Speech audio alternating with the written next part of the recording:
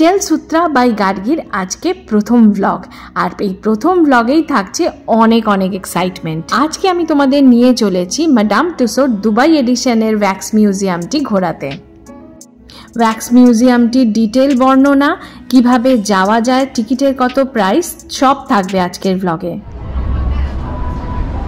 আমরা কোথায় এসেছি? মোমের পুতুল। মোমের পুতুল দেখতে।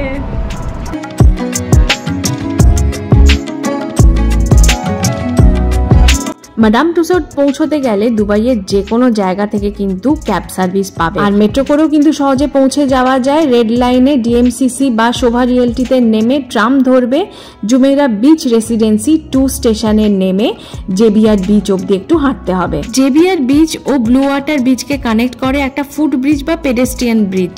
তো সেই ব্রিজের চড়েই কিন্তু খুব সুন্দর শোভা দেখতে দেখতেই তোমরা পৌঁছে যাবে ব্লু ওয়াটার বিচ।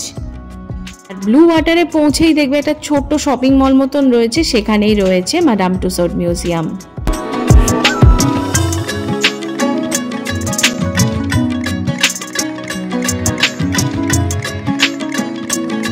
আমরা এন্ট্রান্স দিয়ে এখন প্রবেশ করছি মাদাম তুসোরে। দুবাইয়ের অন্যান্য দ্রষ্টব্য স্থানগুলির মতন এখানেও আমরা আগে থেকে টিকিট কেটে নিয়ে গেছিলাম, আর টিকিট প্রাইস আমাদের পড়েছিল প্রায় 59 AED, কারণ আমাদের ফাজা ডিসকাউন্টস ছিল। ওয়েবসাইট অনুযায়ী কিন্তু টিকিট প্রাইস 95 AED থেকে শুরু হয়, যেটা বিভিন্ন ওকেশনে বা সিজনে ভ্যারি করে। টিকিট কাটার সময় হেড আউট, প্ল্যাটিনামিস্ট এবং ওয়েবসাইট তিনটেই কিন্তু চেক করো। নর্মালি দুপুর 12টা থেকে রাত্রি 8টা অবধি কিন্তু মাদাম তুসোর মিউজিয়াম খোলা থাকে। তো টিকিট স্ক্যান পর্ব মিটিয়ে আমরা মাদাম তুসোরের মধ্যে প্রবেশ করেছি। প্রথমেই তো আমরা দেখালাম লিওনার্দো ডিক্যাপ্রিওকে, তারপরেই আমাদের সাথে দেখা হলো ভারতের প্রধানমন্ত্রী শ্রী নরেন্দ্র মোদীর সাথে। এরপরে আমাদের আর কিছু বলার নেই এখানে, তো তোমরাই দেখে নাও কাদের কাদের সাথে দেখা করলাম এবং কিভাবে আমরা দেখা করেছি। সেই সমস্ত কিছু উইদাউট ভয়েস আমি তোমাদের সাথে শেয়ার করছি।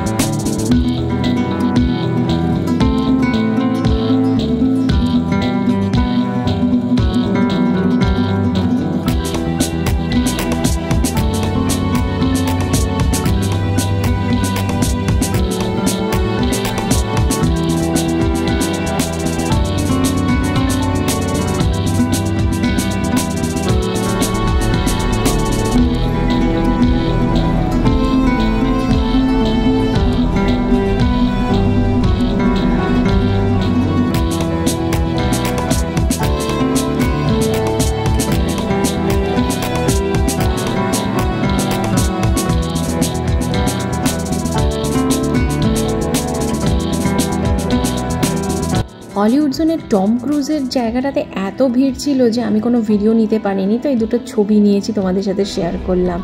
আর যা দেখেছি এত সুন্দর নিখুঁতভাবে বানিয়েছে যে কি বলবো।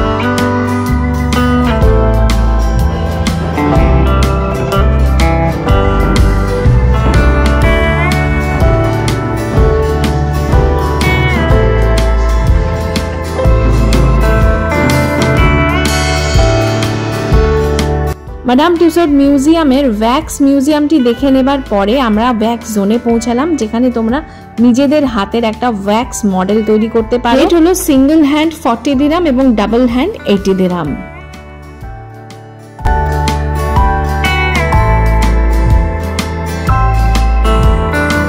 ওয়্যাক্স মিউজিয়াম ঘোরা মোটামুটি শেষ হয়ে গেল। এরপরে আমরা সর্বশেষ কক্ষে পৌঁছালাম, যেটা ছিল একটা সুভেনির শপ।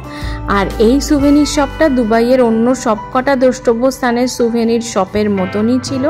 কফি মাগ থেকে শুরু করে ফ্রিজ ম্যাগনেট, কি রিং, সফট টয়স, টি শার্টস, নানান ধরনের ছোট ছোট ওয়্যাক্স স্ট্যাচুজ, এই সমস্ত কিছু এখানে ছিল। বাট ডেফিনেটলি আমরা এখান থেকে কিছু কেনাকাটা করিনি, কারণ এইগুলো বেশ দামি।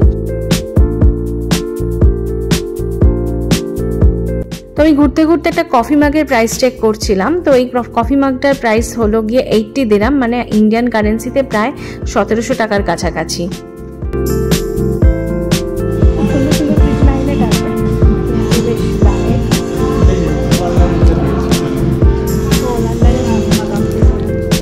এই ফ্রিজ ম্যাগনেটসগুলো যেমন 65 দিরহাম প্রাইস ছিল, যা ইন্ডিয়ান কারেন্সিতে প্রায় 1400 টাকার কাছাকাছি।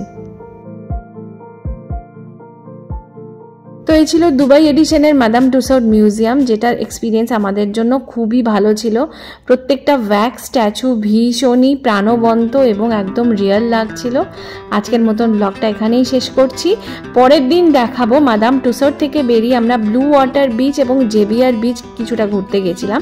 তো ব্লগটা ছোটই হবে, তো আমি একটা আলাদা করে ব্লগ পোস্ট করে দেব। এই ব্লগে আর ঢোকাচ্ছি না, বেকার বেকার ব্যাপারটা একটুখানি বড় হয়ে যাবে। তো চলো আজকের মতন ব্লগটা এখানেই শেষ করছি। সবাই ভালো থেকো, সুস্থ থেকো, আর যারা যারা এখনো সাবস্ক্রাইব করনি তারা ঝটপট সাবস্ক্রাইব করে আমার চ্যানেলের সাথে থাকো। আর এই মুহূর্তে আমরা মাদাম টুসড থেকে বেরিয়ে ব্লু ওয়াটার বিচে আইন দুবাইয়ের নিচে ঘুরে বেড়াচ্ছি। তো সেই ব্লগটা পরের দিন পোস্ট করব। চলো আজকের মতন বাই বাই।